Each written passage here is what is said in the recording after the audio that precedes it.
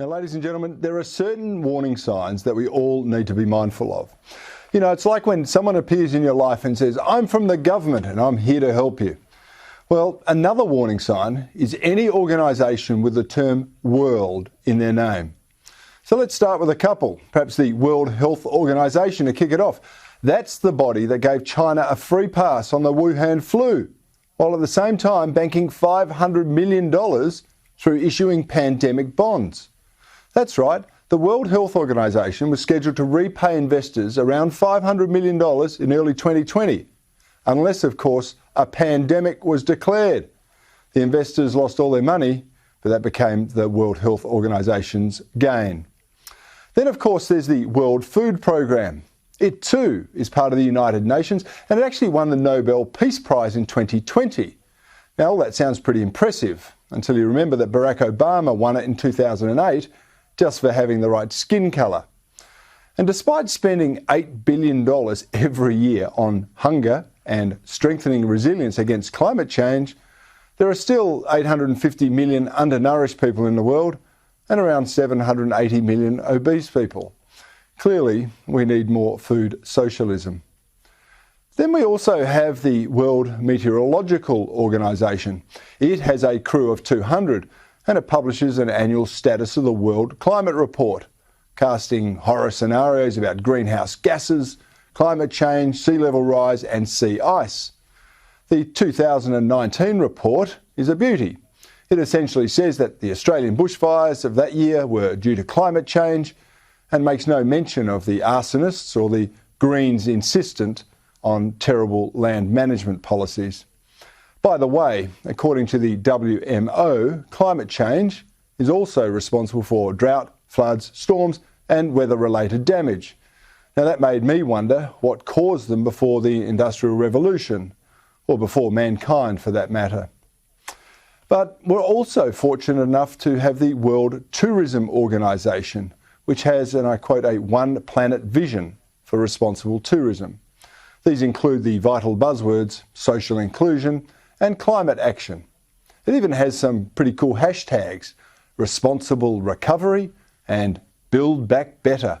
And it boasts of that by shutting down the world economy this past year, it reduced carbon dioxide emissions by a whopping 8%. That means there's only 92% to go before we're back living in caves, but saving the planet while we do it. And of course, we shouldn't forget the World Trade Organization. With lofty goals espousing free trade, its real mission seems not to be holding China to the same integrity requirements as the rest of the world when it comes to intellectual property protection, trade tariffs and barriers, etc. Thank goodness it has the goal to reduce inequality, which is socialist speak for taking from the productive and giving to the non-productive.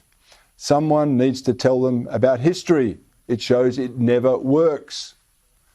But for those unable to sustain the rigour of the real world, there is always a refuge in the World Vegetable Centre. That's right, a World Vegetable Centre. This esteemed body devoted 20 years to researching the sweet potato before giving it away because the costs of doing that research were too high. It now focuses on, and I quote, looking to the wild relatives of domesticated crops to save the human diet from climate change. Wowee. If only we never cultivated crops, the world would be better off and the climate wouldn't be changing. Hey, but what about those hungry people I mentioned earlier? Wouldn't they be even hungrier? Well, all these authorities are pushing an agenda. It's the same agenda. It's to decarbonise, deindustrialise and disempower the Western world. They are part of a concerted plan to redesign capitalism in a new image. That image, of course, is socialism. And it's spearheaded by the granddaddy organisation of them all, the World Economic Forum. The WEF is the architect of the Great Reset and the Fourth Industrial Revolution. They coined the Build Back Better hashtag that is actually proving so popular with big government elites right across the globe. And they even predict that by 2030, you'll own nothing and you'll be happy. They call this servitisation, which is a term and an agenda that looks a lot like servitude to me. The WEF claim that this servitisation will help save the planet and assist the post-COVID-19 recovery. There's a couple of those buzz phrases again.